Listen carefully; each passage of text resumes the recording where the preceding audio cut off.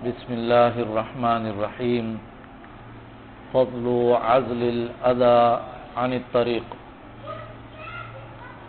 عن أبي هريرة رضي الله عنه عن النبي صلى الله عليه وسلم قال: بينما رجل يمشي في طريق إذ وجد غصن شوك فأخره فشكر الله له فغفر له. رواہ البخاری و مسلم. دین اسلام کا ایک عظیم عمل ہے، ایمان کے شعبہ جات میں سے ایک شعبہ ہے. اسے کہا جاتا ہے اماطۃ الاذی عن الطریق، راستے سے تکلیف دہ چیزوں کو ہٹانا، دور کرنا. مسلمانوں کے جو راستے ہیں اس میں مسلمانوں کے لیے، لوگوں کے لیے کوئی تکلیف نہ ہو. اسی لیے اکثر کتابوں میں وہ راستوں کے بارے میں احکام ذکر ہوئے ہیں، اس میں بیٹھنے کے بارے میں، اسی طرح مکانات تعمیر کرنے کے بارے میں، تو راستے کھلے ہوں. جو ایک عام مسئلہ ہے وہ یہ ہے کہ راستے جو ہے وہ کھلے ہوں اور اس میں کسی قسم کی گندگی جو ہے وہ نہ ہو راستوں.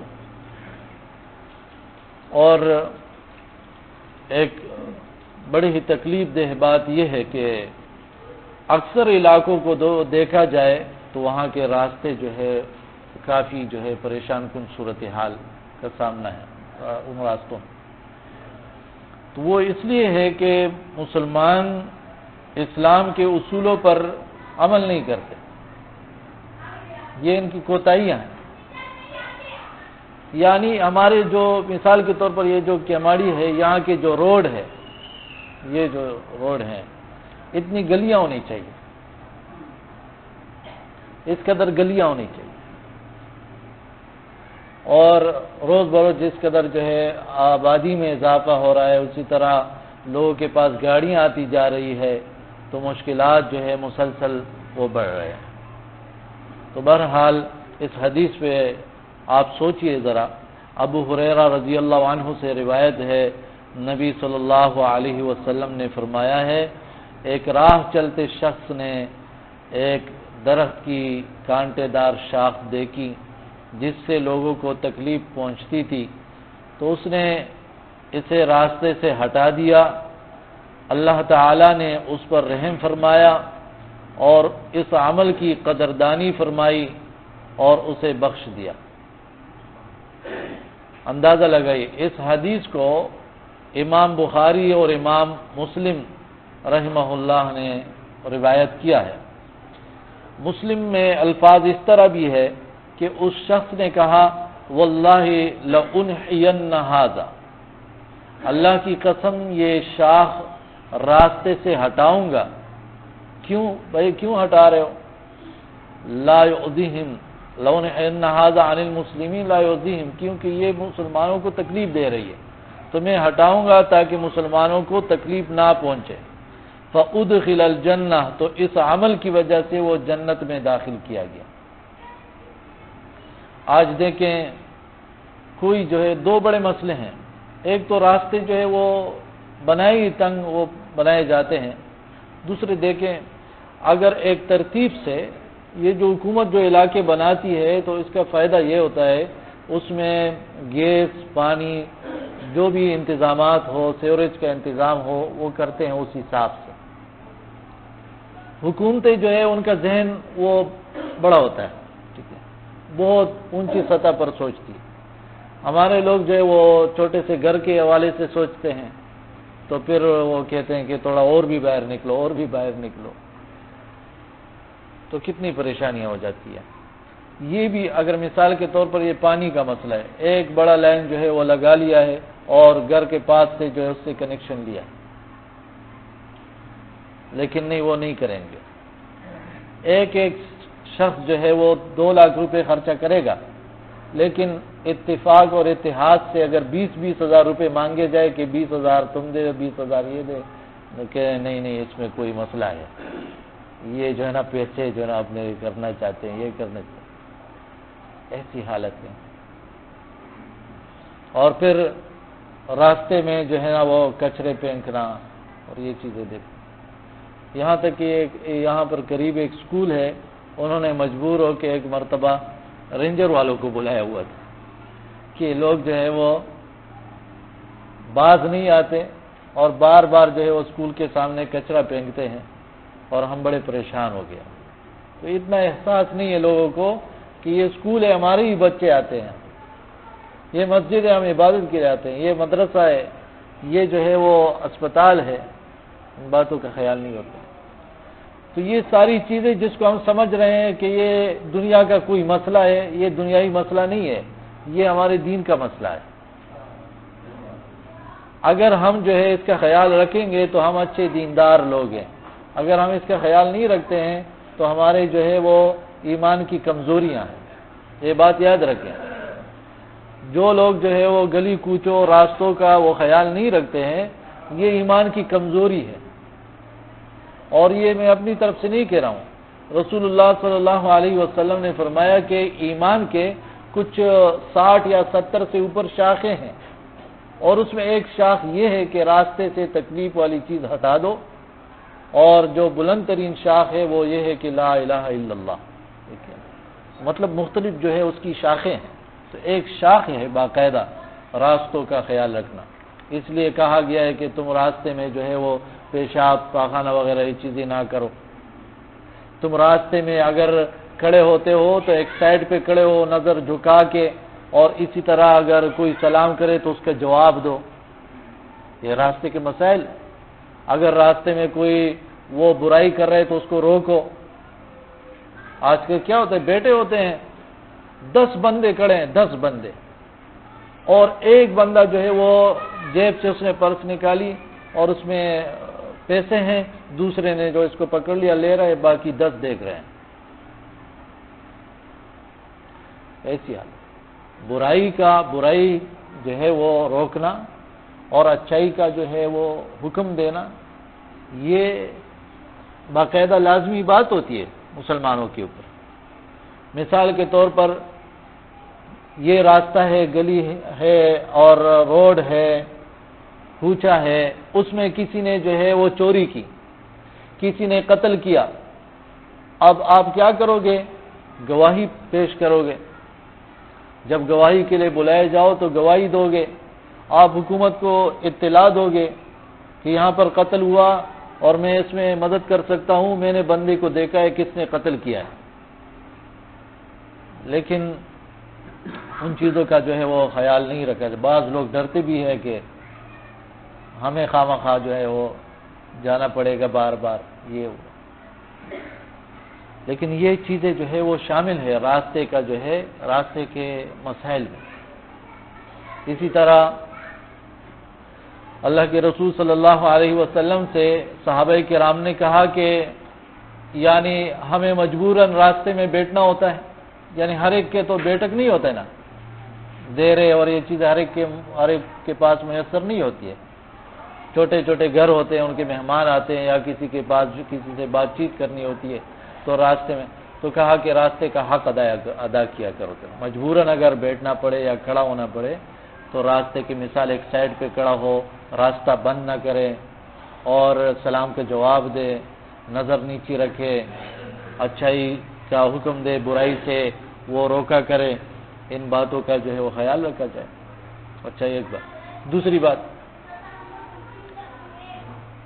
اب دیکھو یہ بڑے روڈ ہیں، اس کے بعد یہ چھوٹی چھوٹی گلیاں ہیں، اب آپ انتظام کرو اپنی بائک جو ہے وہ کسی جگہ کھڑی کیا کرو، رات کے جو ہے 20 یا 30 روپے دیا کرو، ٹھیک ہے، اور تھوڑا سا پیدل آ کے گھر پہنچ جاؤ۔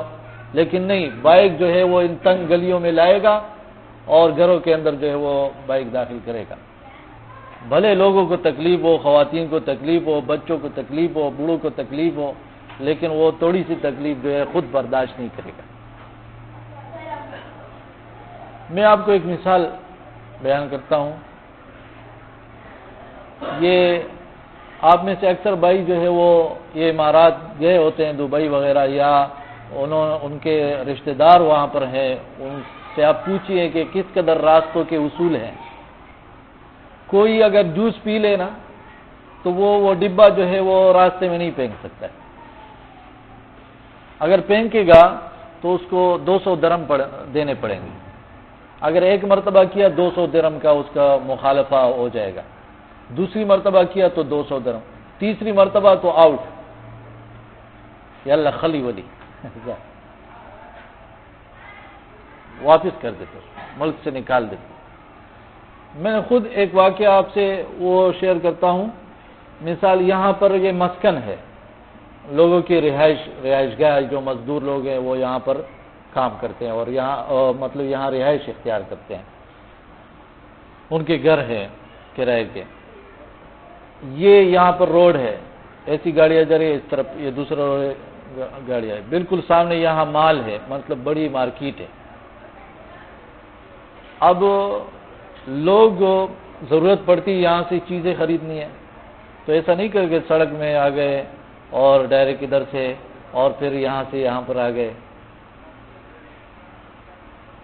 بلکہ زیبرا یہاں سے یہ لوگ آتے ہیں، یہاں آتے ہیں زیبرا کراسنگ کے لیے، یہاں آتے ہیں روڈ پار کرتے ہیں، پھر یہاں آتے ہیں اور یہاں مال سے چیزیں خریدتے ہیں، پھر واپس ایسے یوں آتے. وہ قانون کی جو ہے وہ پابندی کرتے ہیں. لیکن جیسے ہی یہی لوگ پاکستان میں قدم رکھتے ہیں تو پھر کسی چیز کا خیال نہیں رکھتے ہیں. حالانکہ علماء کا باقاعدہ فتویٰ ہے کہ مسلمان ملک کے جتنے بھی قوانین وہ قرآن اور حدیث کے خلاف نہیں ہے، اللہ اور اس کے رسول کے خلاف نہیں ہے، اس کا ماننا جو ہے فرض ہے. یہ ہم سمجھتے ہیں یہ دنیا کی بات ہے، یہ دنیا کی بات نہیں ہے. جہاں پر لکھا ہے کہ نو اسموکنگ، آپ سگریٹ نہیں پیے تو آپ سگریٹ نہیں پیو گے. جہاں پر لکھا ہے کہ موبائل استعمال نہیں کرو گے تو آپ موبائل استعمال نہیں کرو گے، اگر کرو گے تو گنہگار ہوگے مزید. تو ان باتوں کا جو ہے وہ خیال رکھنا چاہیے. اگر ہم خیال نہیں رکھیں گے تو کون رکھے گا؟ آہستہ آہستہ جو ہے بندہ وہ عمل کرنا شروع کرے، ذہن میں رکھے کہ دیکھیں یہ بھی ہمارے دین کا مسئلہ ہے، ہم ان باتوں کا جو ہے وہ خیال رکھیں. اچھا اور دیکھیں راستوں میں مثال کے طور پر گاڑیوں کے جو بڑے بڑے روڈ ہیں، ہمارے روڈوں میں کوئی فٹ پاتھ سسٹم نہیں ہے. لوگ بھی جا رہے، گاڑیاں بھی جا بھی رہی ہے. اچھا پھر روڈوں کے اور مسائل دیکھیں. جس کو حکومت نے باقاعدہ لائسنس نہیں دیا ہے اور وہ گاڑی چلا رہا ہے، وہ کبیرہ گناہ کر رہا ہے. یہ میں نہیں کہہ رہا ہوں، یہ سعودی عرب کے بڑے بڑے علماء نے فتویٰ دیا ہے کہ جس کو حکومت نے لائسنس نہیں دیا اور وہ گاڑی چلا رہا ہے، یہ عام گناہ نہیں کر رہا، کبیرہ گناہ کر رہا ہے، بہت بڑی گناہ کر رہا ہے. اور اسی طرح اس کے پاس لائسنس ہے، لیکن اگر اس کو پتہ ہے کہ میری گاڑی میں خرابی ہے پھر بھی اس نے گاڑی نکال کے وہ چلا رہا ہے، پھر بھی کبیرہ گناہ کر رہا ہے. ہم سمجھتے ہیں کہ یہ ہماری گاڑی ہے، اس میں کیا دین کا مسئلہ. یہ سب چیزیں جتنی بھی آپ جب آنکھیں جو ہے کھولتے ہو اور پھر آنکھیں بند کرتے ہو، جس قدر چیزوں سے آپ کا واسطہ پڑتا ہے وہ سب دین ہے، سب کے سب دین ہے. دین سے باہر کوئی چیز زندگی میں ہے ہی نہیں، سب کچھ دین ہے.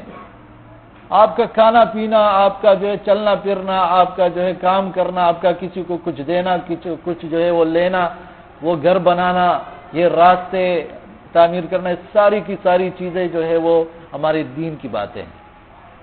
اللہ اور اس کے رسول نے باقاعدہ اس کے بارے میں احکامات دیے ہوتے ہیں. اچھا ایک حدیث میں نے روایت کی ابو ہریرہ رضی اللہ عنہ سے ایک اور حدیث، اور وہ روایت ہے ابو برزہ اسلمی رضی اللہ عنہ سے۔ صحابی کا نام کیا ہے؟ ابو برزہ اسلمی رضی اللہ عنہ۔ وہ فرماتے ہیں کہ میں نے کہا اے اللہ کے رسول صلی اللہ علیہ وسلم، علمنی شیئا، مجھے کوئی ایسی چیز بتا دے انتفع بہ کہ مجھے اس سے فائدہ حاصل ہو، مجھے اس سے فائدہ ہو جائے۔ دیکھیں کیا فرمایا اللہ کے رسول صلی اللہ علیہ وسلم نے فرمایا اعزل الاذى عن طریق المسلمین، مسلمانوں کے راستوں سے تکلیف دہ چیزیں ہٹاؤ۔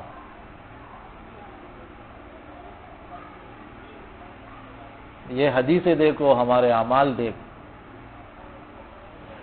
اچھا ایک اور حدیث ہے، یہ حدیث میں نے روایت کی جو بیان کی ابو برزہ اسلمی رضی اللہ عنہ کی روایت سے، اور مسلم میں ہے۔ اب ایک اور حدیث ہے، وہ ہے ابو ذر رضی اللہ عنہ۔ پہلی حدیث تھی ابو ہریرہ رضی اللہ عنہ کی بخاری اور مسلم میں، دوسری ابو برزہ اسلمی رضی اللہ عنہ کی مسلم میں، اور یہ تیسری حدیث ہے ابو ذر رضی اللہ عنہ کی، اور یہ بھی مسلم میں ہے۔ وہ فرماتے ہیں کہ رسول اللہ صلی اللہ علیہ وسلم نے فرمایا امت کے اچھے اور برے اعمال مجھ پر پیش کیے گئے، تو میں نے امت کے اچھے کاموں میں تکلیف دہ چیز راستے سے ہٹانا بھی دیکھا، یعنی مجھ پر جو ہے میری امت کے اچھے اچھے اعمال کے، دیکھو آپ کی امت یہ اچھے اچھے اعمال ہیں، تو میں نے اس میں دیکھا کہ ایک اچھا عمل یہ بھی تھا کہ کسی نے جو ہے راستے سے کوئی تکلیف والی چیز جو ہے وہ ہٹائی ہوئی ہے۔ وہ تکلیف والی چیزوں کی بھی مثال حدیث میں باقاعدہ موجود ہے، وہ بیان کرتا ہوں آگے۔ اور برے کاموں میں وہ تھوک بھی دے کے جو مسجد میں تھوکے جاتے ہیں اور دفن نہیں کیے جاتے۔ اندازہ لگائیں، آپ جو ہے وہ داڑھی کے بالوں جو ہے وہ نکالتے رہتے ہو اور گراتے ہو مسجد کے اندر، آپ جو ہے کسی مسجد کے اندر جو ہے وہ ایسی جگہ پر تھوکتے ہو جہاں تھوکنا مناسب نہیں ہے، آپ کوئی اور جو ہے چیز آپ کے وہ ہاتھ یا وغیرہ سے گندی لگی ہو، آپ نے مسجد میں ہی گرا دی، تو فرمایا کہ یہ چیزیں جو صرف تھوکا گیا ہے اور اس کو ہٹایا نہیں گیا، تو یہ بھی امت کے برے اعمال میں سے میں نے دیکھا کہ یہ امت نے برا عمل کیا کسی نے۔ تو اندازہ لگائیں کہ کس قدر اسلام ہمارا دین جو ہے وہ حساس دین ہے۔ اس لیے مسجد جو ہے وہ صاف ستھری ہو، مسجد کے اندر روشنی کا انتظام اچھا ہو، مسجد کے اندر جو ہے وہ خوشبو کا انتظام ہو، یہ اچھا ہی ہوتی ہے۔ اور سب سے جو بڑی بات ہوتی ہے کہ مسجد کے اندر جو ہے وہ الفتیں ہوں اور محبتیں ہوں آپس میں۔ ایک اور حدیث وہ بھی ابو ذر رضی اللہ عنہ سے روایت ہے اور ترمذی میں ہے۔ رسول اللہ صلی اللہ علیہ وسلم نے فرمایا تمہارا اپنے مسلمان بھائی کے سامنے مسکرانا یہ صدقہ ہے۔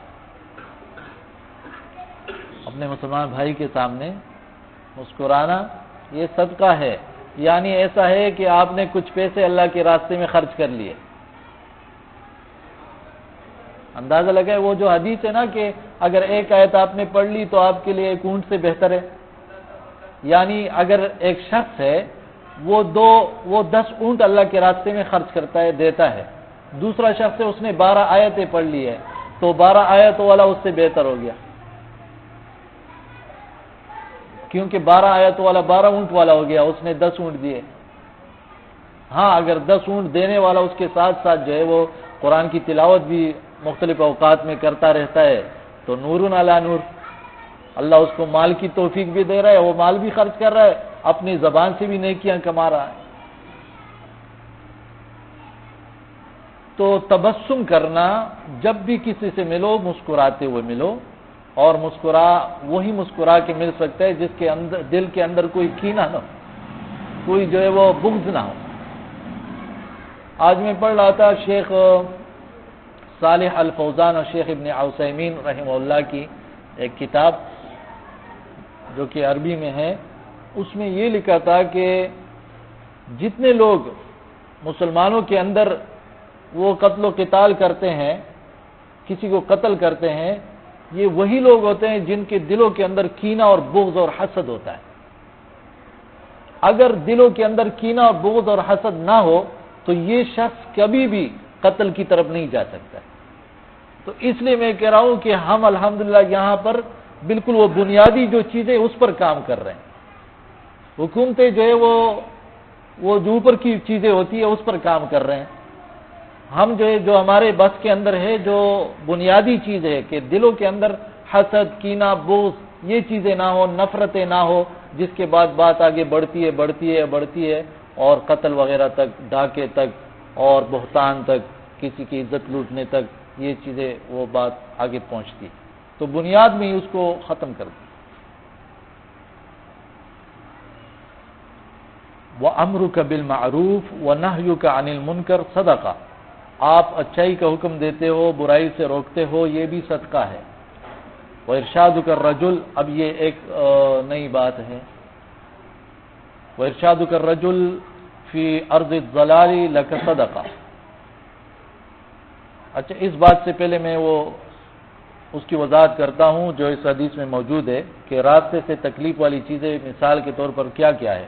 اماطۃ الحجر، راستے سے پتھر ہٹانا، والشوکۃ، کانٹا ہٹانا، والعظم، اور ہڈی ہٹانا۔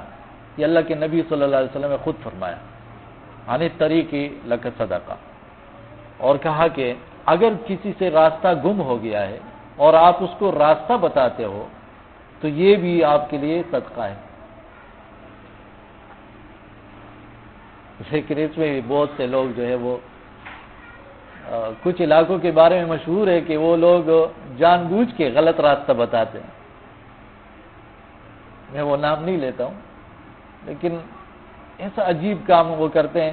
ایک شخص کو کہا کہ اس نے پوچھا کہ وہ فلاں جگہ کون سی ہے، تو اس نے کہا کہ تم ایسا کرو، ایسے جاؤ، پھر لیفٹ میں ٹرن لو، پھر رائٹ پہ آؤ، اور پھر اس کے بعد جو ہے وہ آپ کو وہ کراس ملے گا تو اس پہ سیدھا جو ہے اس طرف آؤ تو وہ آپ کو مل جائے گا وہ جگہ وہاں پر۔ یہ گھوما واپس آیا تو اسی جگہ پہ آ گیا، اس کے قریب ہی وہ دکان تھی۔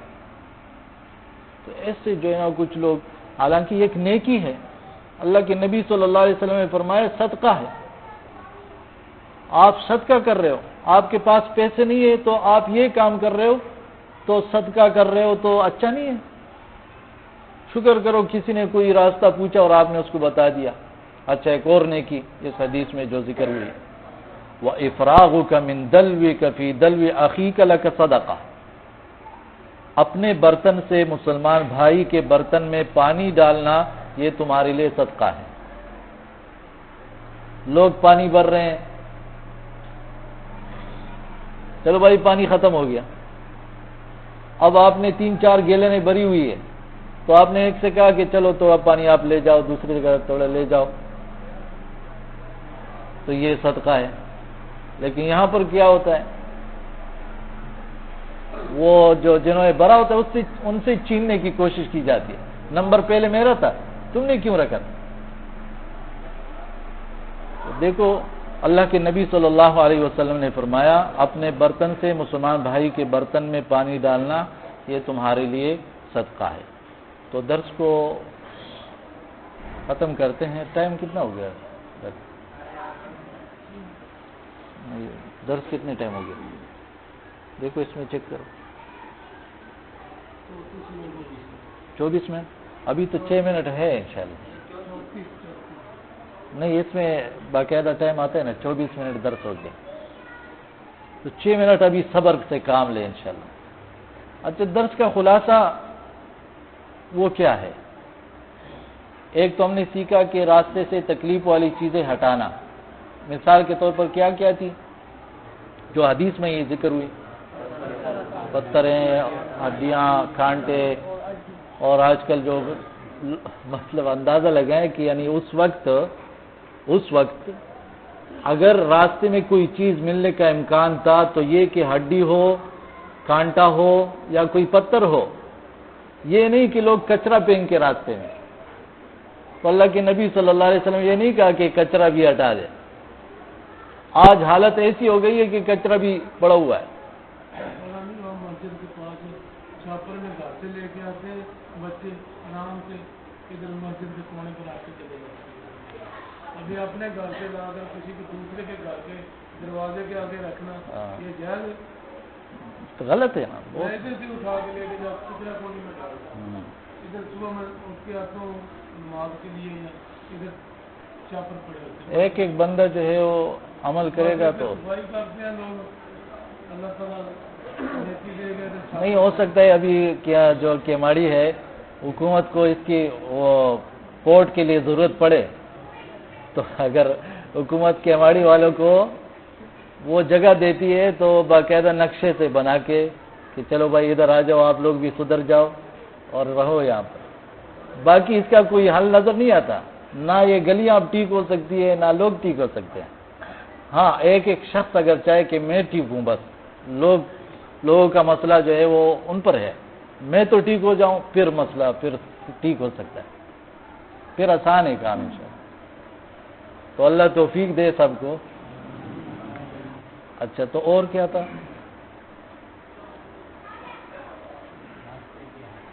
ایک تو راستے کے حقوق بھی بیان ہوئے. دو اور چیزیں حدیث میں نہیں بیان ہوئی. تین. وہ کیا تھا؟ جب ملو کسی سے تو مسکراتے ہوئے ملو. تو کون اس پر عمل کرے گا؟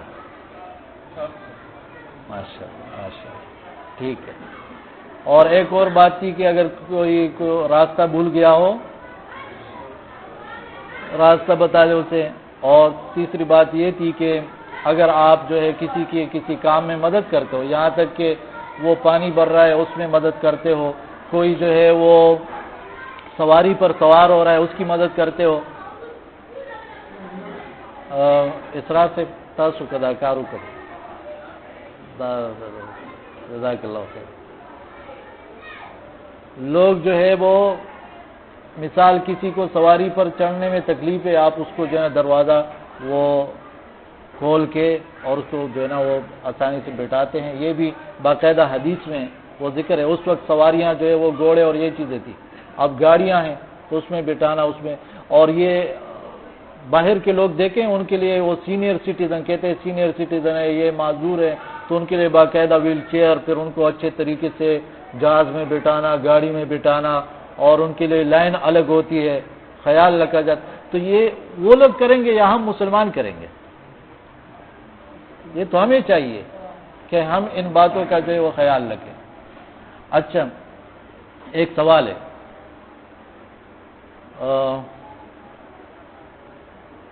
صدقہ اور تحفے میں کیا فرق ہے؟ صدقہ خیرات اور تحفہ ہدیہ جسے کہتے ہیں گفٹ, کوئی بتا سکتا ہے؟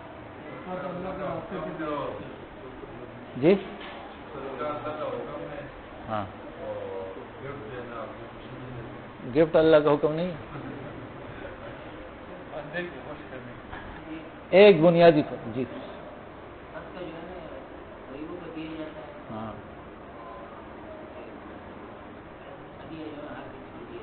صحیح. ایک بات کچھ نہ کچھ ہے. بنیادی بات اس میں یہ ہے صدقہ وہ ہوتا ہے جو آپ کسی کو دیتے ہو اس وجہ سے کہ آپ نے اس پہ ترس کھایا, آپ کو رحم آیا کہ اس بندے کو ضرورت ہے, محتاج ہے, مسکین ہے, فقیر ہے, اس وجہ سے آپ صدقہ دیتے ہو. تحفہ وہ ہوتا ہے جو آپ صرف محبت کی وجہ سے دیتے ہو.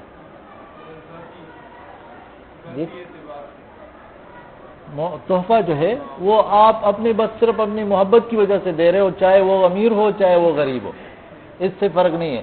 چاہے وہ رشتہ دار ہے یا دور ہے کا اجنبی ہے, آپ محبت کی وجہ سے دے. اس لیے اسلامی معاشرے میں اللہ کے نبی صلی اللہ علیہ وسلم نے زیادہ زور اس پر دیا تحادو, تحفے دیا کرو.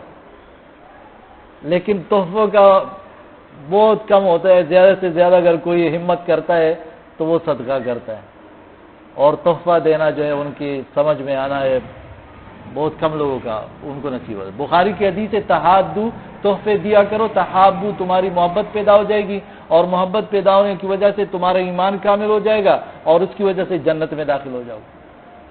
آخری سوال پھر درس ختم کرتا ہوں. مثال کے طور پر طارق بھائی ہیں, وہ رحیم اللہ بھائی سے زمین خرید رہا ہے، ٹھیک ہے، اس سے زمین لے لی، اب اس سے کہہ رہا ہے کہ وہ کہہ رہا ہے کہ یہ 10 لاکھ کی ہے، پھر اس سے کہتا ہے یہ جو 10 لاکھ کی جو زمین ہے، زمین بھی مجھے دے دو اور یہ 10 لاکھ روپے بھی مجھے دے دو۔ طارق اس سے کہہ رہا ہے زمین بھی دے دو اور 10 لاکھ روپے بھی دے دو۔ وہ کہتے ہیں لے لو مثال۔ پھر اس کے بعد جو ہے وہ کچھ عرصے بعد طارق اسے کہتا ہے یہ زمین میں بنا رہا ہوں 10 لاکھ روپے اور دے دو۔ نہیں، آپ مجھے بتائیں یہ کام اگر کوئی کرے تو یہ صحیح ہے؟ کوئی تیار ہوگا؟ نہیں سمجھے آپ لوگ؟ زمین بھی اس سے خرید رہا ہے، اس سے کہتا ہے کتنے کی ہے، وہ کہہ رہا ہے 10 لاکھ کی ہے، پھر اس سے کہتا ہے زمین بھی دے دو، پیسہ بھی دے دو، اور پھر کہتا ہے جب بناؤں تو اس کے پیسے بھی دو گے۔ کہتا ہے دماغ خراب ہو گیا تیرا، صحیح ہے؟ اب دیکھیں یہ لوگ اکثر کرتے ہیں، مثال شادی کر لی، قرآن میں ہے یہ عورتیں تمہارے لیے کھیتیاں ہیں، تمہارے زمین ہیں، تو گھر والوں سے کہا کہ زمین بھی دے دو، زمین کے پیسے بھی دو یعنی جہیز بھی دے دو، پھر اس کے بنانے کے لیے جو ہم نے اس کو جو مہر دیا ہوتا ہے، حق مہر دیا ہوتا ہے، وہ بھی اور بیوی سے کہتا ہے معاف کر دو۔ اعلیٰ، بہت زبردست، بہت سیانے ہو۔ تو وہ غلط ہے، یہ صحیح ہے؟ یہ کہاں سے صحیح ہے؟ اللہ کی بات۔ رب العالمین ہمیں قرآن و حدیث پر عمل کرنے کی توفیق عطا فرمائے۔